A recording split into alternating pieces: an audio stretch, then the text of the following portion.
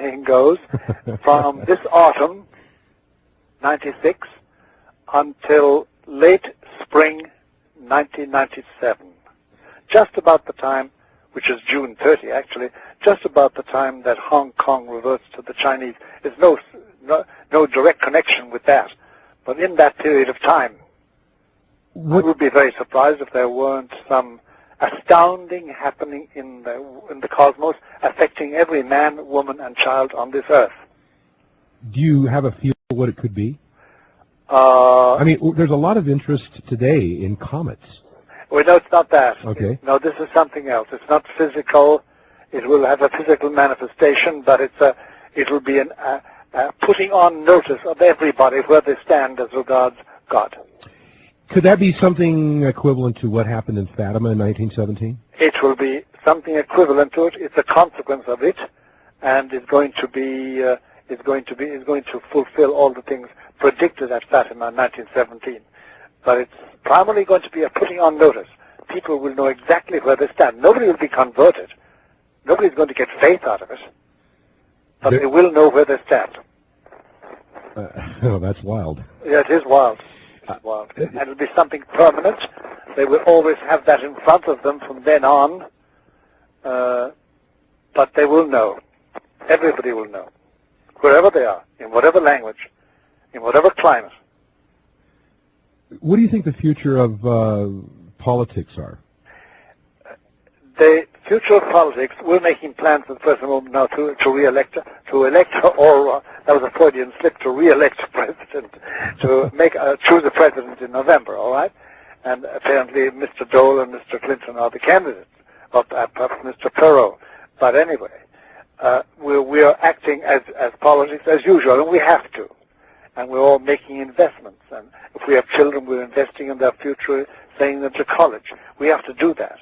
But politics as such, the national politics of each country, is practically at the term, at its end. And it's one of the things we all sense, too, that nationalistic politics, such as we have practiced it, the nation state as such, is coming to its end. And doubtless the young people, I'm 75, so I don't reckon myself there, but the younger people, the 20-somethings, the 30-somethings, perhaps the 40-somethings, will live the day when major decisions about our money and about our education and about our religion are not made by the Senate or the Congress or the presidency. They're made outside by other agents. This is the New World Order. The New World Order. Already big decisions are being made that we have nothing to do with. We just obey.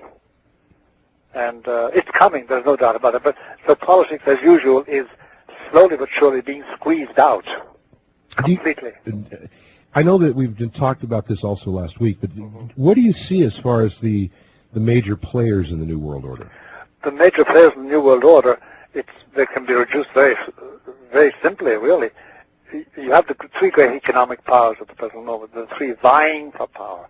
You have the USA, and you have China. China is our big problem. What to do with China? Over 1.2 billion people. They can learn anything that we invent and do it better than we do it. They're utterly atheistic. They have no God. They were never Christian or Jewish. They're a smattering of Buddhism, a smattering of Hinduism, a smattering of Zen and things like that, but no formal religion as such in their culture deep. And then there is Russia. Will Russia pull out of its tailspin at the present moment? Because it's in a tailspin. It's a country run by clans and tribes and gangs. Will it build itself up to be something? It still has nuclear missiles, by the way. It still has 10 secret cities manufacturing nuclear weapons. It still has an army. It still has a KGB, called by another name, a secret police, with spies all over the world. That still exists. It still has prison camps. Well, just because it changes its face, which is something that I kind of feel myself is happening, doesn't mean that the poison isn't still there or still acting. Is gone. You have Europe then trying to forge a unity between these about 17 countries, and the European Union is not going to go very far. It will be dominated by the USA and by Russia. But they're the main geopolitical pawns at work here. The bishops, the knights and the bishops and the kings that will run this system are men and some women, but mainly men of great wealth. And they are the players, for instance, in the BIS, the Bureau of International Settlements in Basel, which is composed of all the heads of all the central banks in the major industrial countries. And these people, together with others, decide the flow of capital and the flow of capital goods, without which no nation can live today. One thing I'd like to say here is that all of these statements that you've made, they're very heavy statements, and of course they hold serious implications for our future. Sure. These statements you're making are verifiable.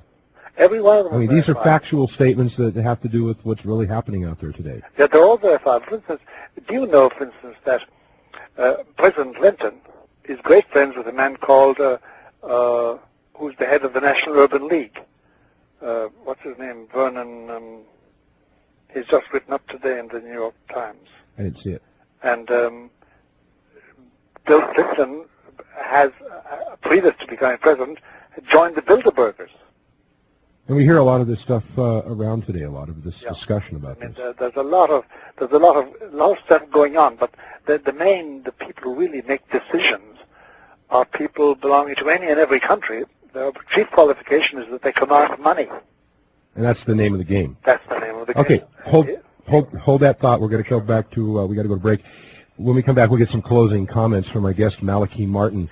Of course, his book is Windswept House. It's out on the market now. I highly recommend it. It's a novel, but it's very, very interesting. And as they say, well, sometimes only fiction can be told, or only truth can be told as fiction. Before we go to the final closing comments, Malachi, I want to just say that probably, I think you've probably been one of the most fascinating guests I've ever had on the program. Thank you very much, Michael. There's a lot of meat here, and I like that, and I think our audience does as well, because of it's evidenced by the calls that we received last week after the program. So closing comments here, we've got roughly 1 minute. What is the... Well, the closing comment really to make, Michael, is this, that if anybody has any coin of faith in their pocket, let them take it out and polish it up. I'm speaking to Americans now, my fellow Americans, because, we have a thing here called in America, which is America's civic faith. We try to supply moral purposes for public policy and moral virtues for democratic citizens as a civil religion.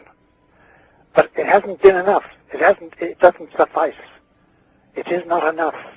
We need religion as such. We need to be on our knees in front of our Creator. And we need to acknowledge Him, as James Madison said, as